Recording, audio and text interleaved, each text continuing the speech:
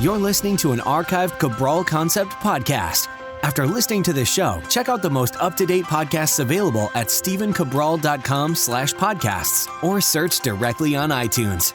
And now, welcome to the Cabral Concept, where board-certified naturopath and integrative health practitioner Dr. Stephen Cabral shares how he was diagnosed at the age of 17 with a life-altering illness and given no hope for recovery. It was only after studying and traveling all over the world did he discover how to combine ancient Ayurvedic healing practices with state-of-the-art naturopathic and functional medicine to fully rebalance the body and re-energize it with life. It's time to discover how to get well, lose weight, and finally feel alive again. And now, here's your host, Dr. Stephen Cabral.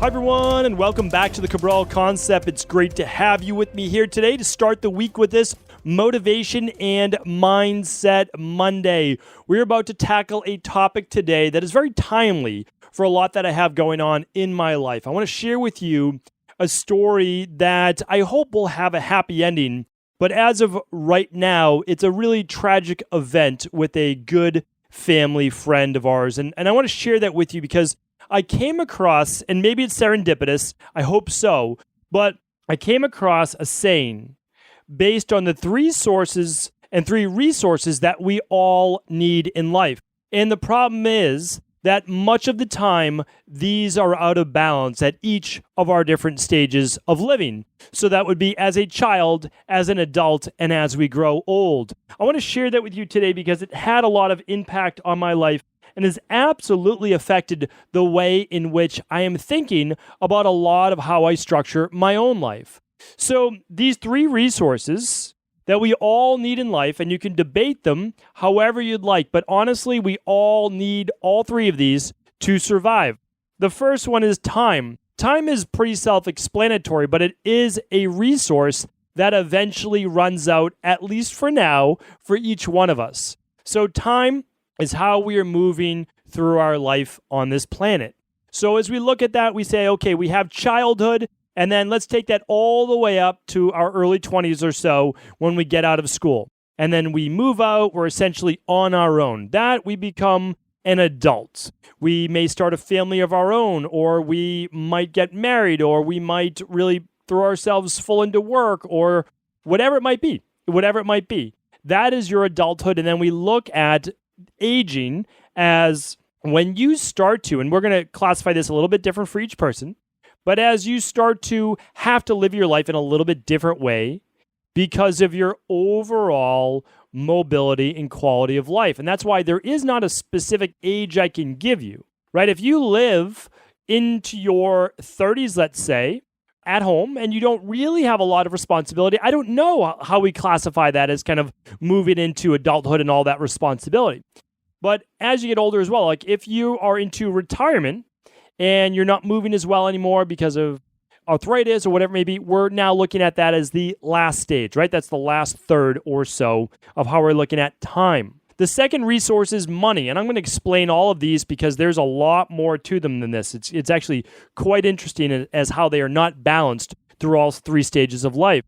Now, money is something that's quite interesting, right? A lot of people debate, well, money doesn't mean that much. You don't really need money. Well, I would say that is far from the truth. The most of what I've learned right now about career, finances, money, etc., and really working with thousands and thousands of people is that those people that struggle in life, a lot of times with stress. Now, don't get me wrong. There's stress with people that make a lot of money as well. But if you're struggling to make your rent payment, if you're struggling to put your kids through school, if you're working multiple jobs, you can't tell that person that money is not important, that it is not something they need to survive. I don't know how you survive in this world without money because I've traveled the world. I've studied in India and Sri Lanka and China and all over the world, and I can tell you that people without money are in some of the hardest situations in the world. They live in makeshift houses with tin roofs all grouped together, like especially when I was in India.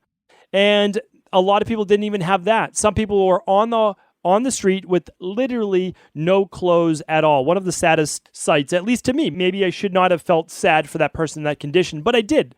And that was my natural human response is to see a mother with 3 kids, with none of them with clothes on, and the children are basically just begging for food when I was in one of the places that I visited in India. And of course, how am I supposed to help fix that? I feel an immediate need. I need to help in this situation, and I'm basically helpless. All I can do is essentially buy food for those children, for that family, and give that to them. That's the best I could do. I didn't know anything else. But you can't tell that person that money is not important in that particular scenario. Now, the amount of money is dependent on the person, but keep in mind, as you move into the last stage of your life and you're not able to work or you choose not to work anymore, you also need money to be able to pay for basic human necessities, which would be food, shelter, and again, basic human needs. The last part is health. The last resource we really need to focus on is our overall, not only well-being physically, because that matters. You need to be able to move yourself through life. And keep in mind that those people that fall and oftentimes break their hip and they have to go into rehab and then potentially a nursing home, they oftentimes never come out. And that starts the downhill slide, which I don't like to see, right? That's what got me absolutely helping a lot of older people as well. Rehab from these things, get them stronger, get them to get back and exercise when I was younger. And health is also one of the things that we need to look at through all of our life. And that's part of today's story. I'm going to share with you that in just a moment. But why do these 3 resources matter, and why am I bringing them up right now? Well, I heard this really interesting saying. I wish I could give credit to exactly who said it first, but I don't. It's one of those things you see on social media, and you're like, I don't know who started this, right? I don't know who first passed this along. So here's the thing, though. When we are young, we have time and we have our health, typically, not always, but typically, but we don't have any money.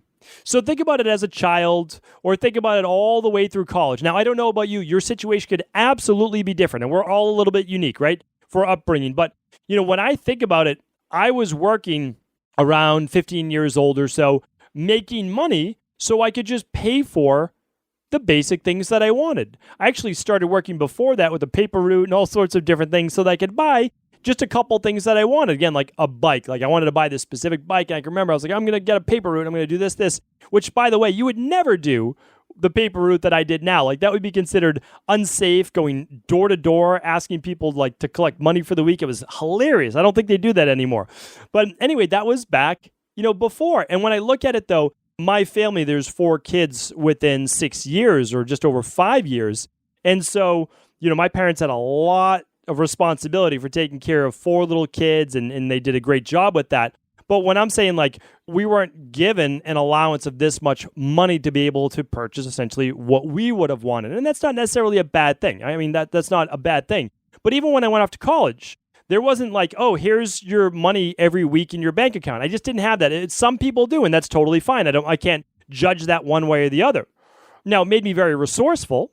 I did work while going to college, and I tried to save a lot of that money for the summer. So I learned how to save. That was a great thing. So my summer job, I saved as much as I could because I know it had to last me that whole school year. And then when I came back for winter break, that's when I would work full time in gyms and doing personal training during that Christmas holiday break. And I had some odd jobs as well, sometimes working 2 jobs. And so that's how it worked, right? So a lot of times back then I had time. I had the time to work. I had the time to go to school. I had my health. Well, back then at 17, I lost my health, right? That was a big part of it. Not everybody goes through that. They usually wait until a little later in life to lose that health. But for the most part, when we're young, we have time. We can hang out with our friends, kind of more carefree. At the time, we don't really know it, right? Hindsight's that beautiful thing. It's like, oh, you have so much clarity looking back. My wife and I talk about that all the time. We don't have a lot of time with our 2 girls right now. But before, we were like, oh, what should we do this weekend? There isn't the same thing. Or what should we do tonight? Should we go out to dinner? Should we just meet after work? Like, what should we do? And again, not knowing it at the time, but that's being far more carefree. So when we're young, we have our time. We have our health, hopefully, but we have less money. I'm going to go through the different stages. During our midlife, let's call it midlife, as an adult, we'll call it ages 30 to 60, let's say, right?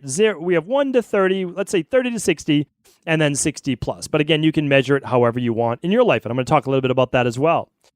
So here's an interesting thing. When we're an adult, we're starting to accumulate more money or get more money, potentially buy a house, a car, etc. but we don't have a lot of time, and our health, we can start to gradually feel it waning away. We can gradually feel a little bit more fatigue, a little bit more run down, not the same drive, energy, ambition, libido, all of the things that made us feel young when we were younger. So we have one thing that we didn't have when we were a child. We now have the ability to make money. Again, this is generalizations, but be able to make some money and then purchase things with it. But it seems to be a trade-off for now spending your time to make money or spending your time to raise your family. It could be any number of things, spending your time to take care of sick parents or relatives. And then our own health, because of how we're spending our time, again, typically providing some type of service, and now our health is beginning to fade away. We're no longer going to the gym or exercising or playing sports like we were when you were younger. We're not able to get away with the same diet that we could when we were younger. So it's an interesting way to look at this. And the last part is this. Last stage of life. As we're getting older, here's the irony. We have the time. When we retire, we have the time. And oftentimes, we've hopefully saved enough money in retirement plans. So maybe we don't have the same level of income, but our needs are hopefully less. Maybe the family has moved on and they have their own jobs now for your children. And maybe your spouse and you both have a retirement coming in. And so your house is maybe already paid for. So you have time and hopefully you've saved some money, but now your health has started to go or has gone. So now you have the time and you have the money to be able to do what you would like in life, but you no longer have that same level of health. When I saw this clip, and I'm going to see if I can find it for you, and I watched it, and I looked at it, and it made me a little upset. It really did, because it makes total sense. And this is how we go about living our life for the most part. It is the current paradigm that we live in. We are young, oftentimes more carefree. Midlife, we realize that now we have a lot of responsibility and it seems like there's no way out. And then when we're older, we have the wisdom. We have this wisdom, this hindsight of looking back like, oh, I would have done this, I would have done this. Oh, I wish I would have done this. I think back right now. And my grandmother, whose family was from Italy, we took a family trip there and I wanted her to go. I wanted to take my grandmother and she couldn't do it. She just was no longer comfortable in her later 80s getting on a plane, making the 8-hour flight or so, dealing with the time change, and she wasn't able to walk very far distances anymore. So when you look at that, she had always dreamed of visiting Italy. You know, her immediate family came over to the United States, landed around the Charlestown area after coming in from New York. Her aunt was the first one to come, and her aunt basically raised her like as her mother, essentially. And she never got that chance. And when you look at that and you say, wow, like, what are all the things that if we knew what we knew when we were 60, 70, 80, not really 60 is still young, but when you're 70, 80, 90 years old, thinking back, like if you had the energy, the health, the mobility, all of the things that you would love now to do with your time and your income, whether that's from savings or whatever it might be. So what I looked at, and the reason why this came up is because, and it was this, I don't want to say serendipitous, because that's more of like a happy-based event, a happy, finding or stumbling upon or walking into. But about 2 weeks ago, a good family friend of ours passed away. And the way that I know him is, I just met him about a year ago. And his daughter played soccer on my oldest daughter's soccer team. So I only got to meet him maybe 3, 4, 5 times. And I knew his wife much better. And I talked to her much, much more frequently. And he ended up passing away from a tragic event that was more or less out of his control. And again, in his mid-40s, was, from everything that I gathered, and again, I just met him outside of work, a genuinely great guy, a really nice guy, easy to talk to, smiling when I'm having a conversation with him, totally present. And I'm not saying that, as you would say, because you're trying to say something nice, about someone after they do pass away. This, and among everyone's account, when I was at the wake, that was everyone's sentiment.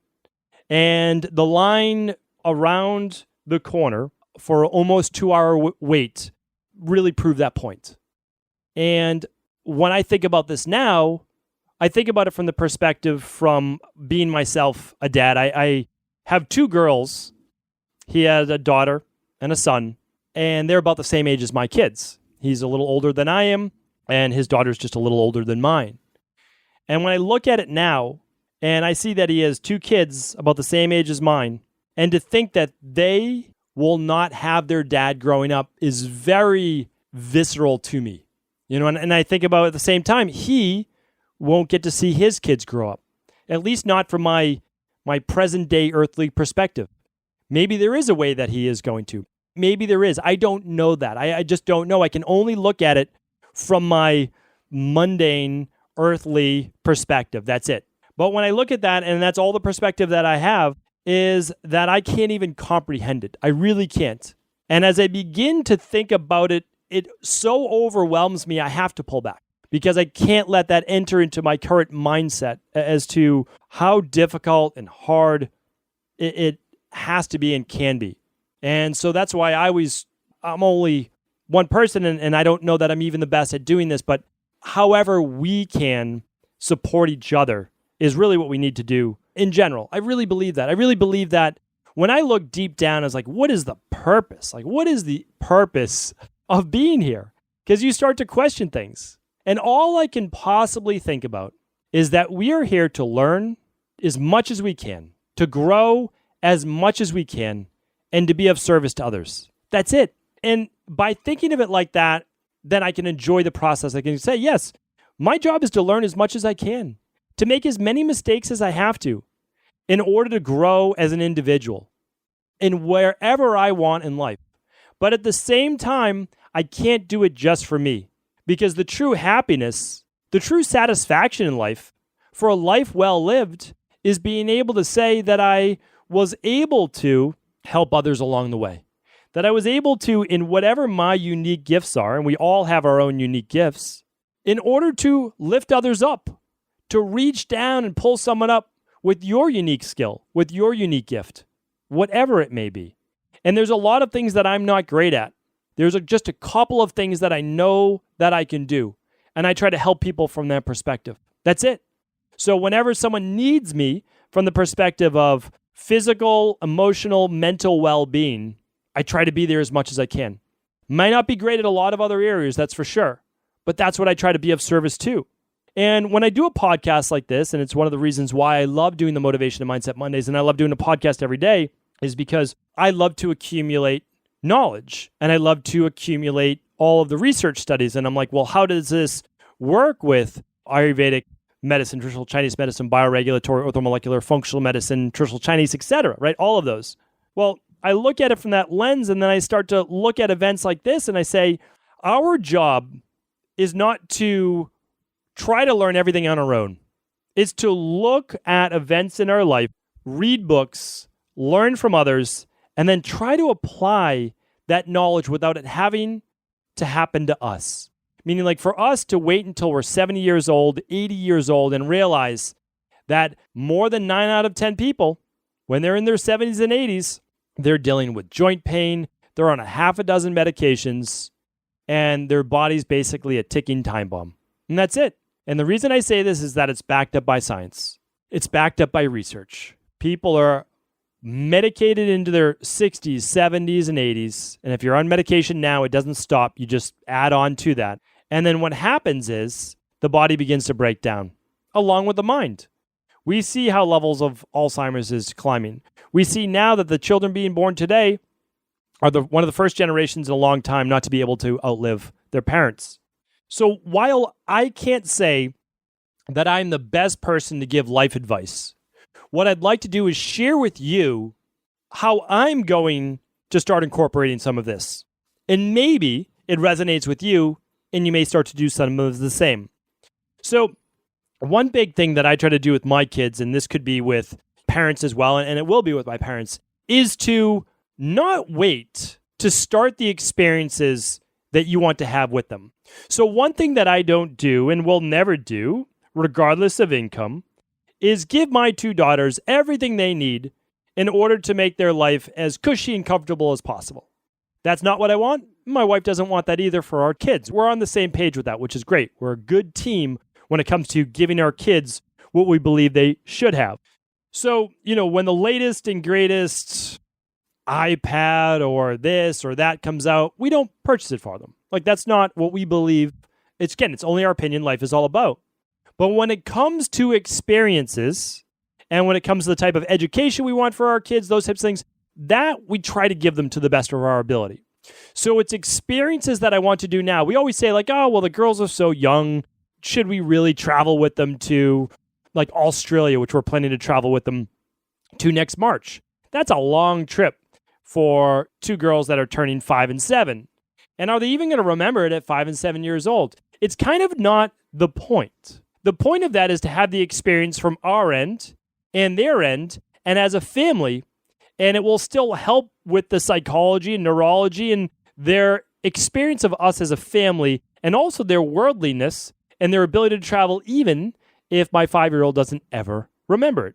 Now, we will have photos, right? That's one of the nice things. But it's also, hey, like, could you take your parents along on some type of trip?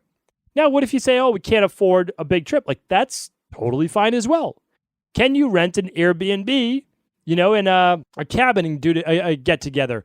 Can you rent an Airbnb near the ocean or a lake just for good quality time? And it doesn't have to be, I'm giving you experiences right now of getting people together. But it could be anything. And it's having to do with you creating experiences for your children and also things that have deep meaning to them. Don't waste the money on the little things that just it's a waste of money with kids. But I believe too that if your child or someone, if you can get the thing that means a lot to them, that they'll always remember, that's where I would spend the money. And like, that's what I'm doing right now. So like my youngest daughter, she wanted this ridiculous, not expensive, but ridiculous pink bike with a basket. And then it has like a little seat in the back for one of her like stuffed animals or something. And like just completely out of control. And it's not the balance bike we wanted to get her. It's not the one with like the kids base handbrakes, but that was what we wanted for her. She really wanted this bike. And she, was like so excited when she saw it.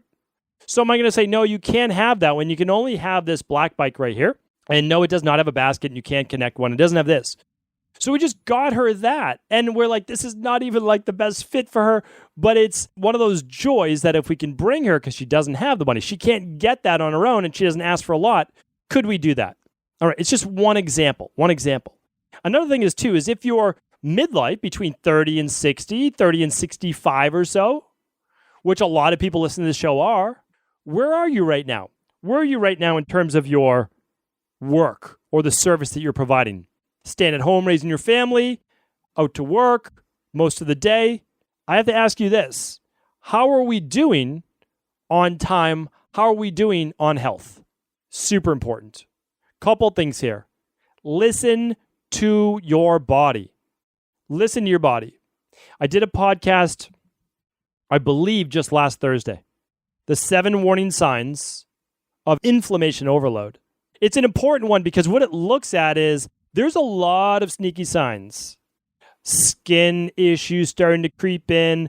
Body's starting to look like it's getting a little older. It's aging a little faster than normal.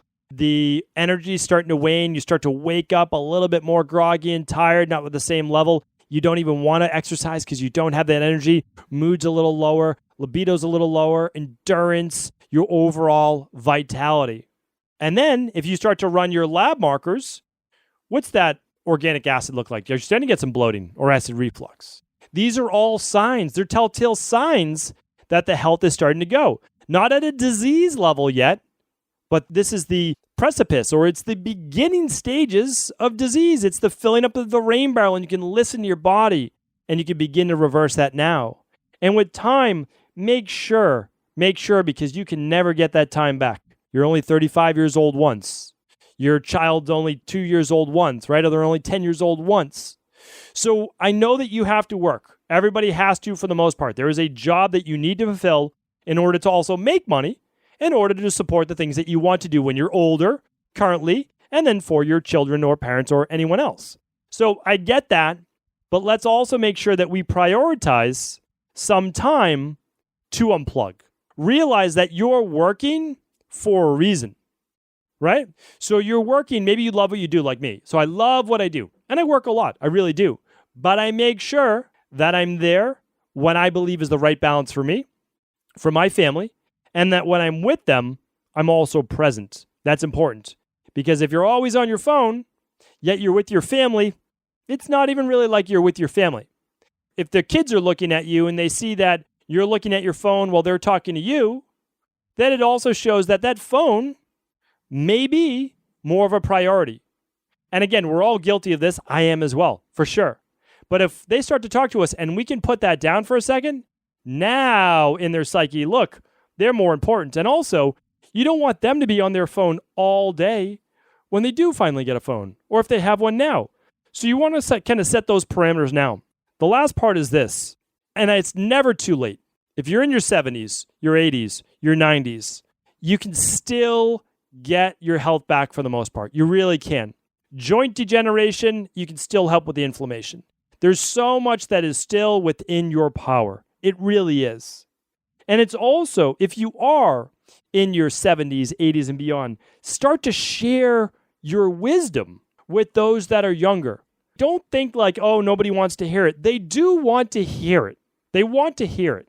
I would love to hear people and just reinforce it with me in their 70s and 80s and beyond. Just be like, hey, when I was your age, I wish I did this. Or don't ever forget to keep your mind on this. Or this is one thing that you may not be thinking about. All of that is super important. The time passes so quickly. And as I found out just a couple weeks ago, nothing is promised. It really isn't. Tomorrow is not promised. This does not mean that you need to literally change your entire life in a day. But what it does mean is that you need to take a little time, a little quiet time to assess where you're at and what may be best for you. And begin to implement a plan where that at every stage of your life, including if you're taking care of your children, is to make sure that health's a priority. If you have your health, you will have more time in life because you're most likely going to live longer. If you have your health, you're going to be able to work hard. If I never got my health back, I wouldn't be where I am today. I would not be able to work like I work now. You need your health.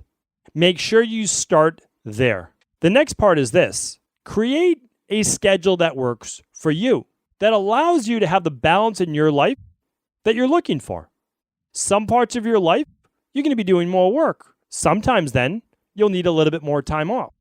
You could have a schedule more like mine, which is family time, work time, and then vacation time, like time off. So basically I work hard, I sprint, and then it's also time off with the family. So there's all sorts of different ways to make that work, and it's going to be different for each individual and also where they are. When I first started a company, I had to work a lot more. You just have to. Like that's part of the game. But you do that with a mindset, okay, and then I'm going to do X. So what I want you to do simply right now is really realize there is no really such thing as moderation. There really isn't. It's all about balance and creating equilibrium. Moderation is like, oh, well, I'm just going to have one glass of wine per night. Oh, I'm just going to have, like one treat per day. Okay, so now all of that is adding up over time, though, and it's going to be able to wear you down. It's going to fill up that rain barrel. I need you to think about this. How do you create balance in your life? If you're go, go, go, how do you balance that with relaxation? If you're go, go, go in your work, should you be go, go, go in all your workouts and your fasting and your dieting? No, it burns you out. So how do we create balance for where we're at right now? I don't have all the answers. I'll tell you that right now. I'm working this process and on this journey just like you are. And for me, I can read the labs. I understand the labs. I know the protocols to give. I mean, that is what I believe my level of mastery is. But when it comes to truly figuring out what's the best level of balance in my life with time, money, and the health part, because I need to make sure I maintain my health, that's something we're all figuring out. And I look at that as that teeter-totter. We're going to have to do a little bit more time off, and then a little bit less, a little bit more and a little bit less. And then in this stage of our life, we need to spend a little bit more time with our kids. And then we know that they're going to be out of the house, and then we spend maybe a little bit more time in work. So I want you to create the proper balance for you in your life with the understanding that we have three main resources: our time, our finances, and our overall health. If you begin to plan all three of those right now, you're going to be able to do so much better for your younger generation if you decide to have kids or you have kids, and then also for maybe aging parents as well as yourself as you get older. You'll have looked at this years or decades in advance. And the ability to future cast and look forward and start to plan now from the perspective of where you might be when you're 80, that's priceless. Before you go, I wanted to share a personal story with you. The real reason I began to get well finally is because I figured out what was wrong with me. And that might seem pretty obvious, but I went from doctor to doctor for over 2 years before discovering at-home functional medicine lab testing. These are the labs that enabled me to finally figure out what was wrong with my hormones, blood sugar, electrolytes, and gut health.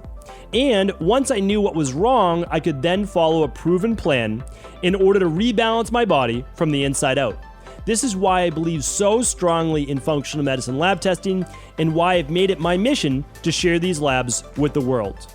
Now at equa.life, you can order an at-home lab test or lab bundle for you and your family and be able to complete it within the week. Plus, the EquaLife difference is that you're not left to try to read and figure out these labs on your own. We explain what your lab numbers mean, what they mean in the much bigger picture, and then how to go about rebalancing your body in order to heal. To see our full selection of lab tests or to set up a free lab selection call to find out what labs may be best for you, simply head on over to equa.life/labs. And do remember, we ship these all over the world. To find out more and to set up your free lab selection call, simply head on over to equa.life/labs. That's EQUI.LIFE/labs.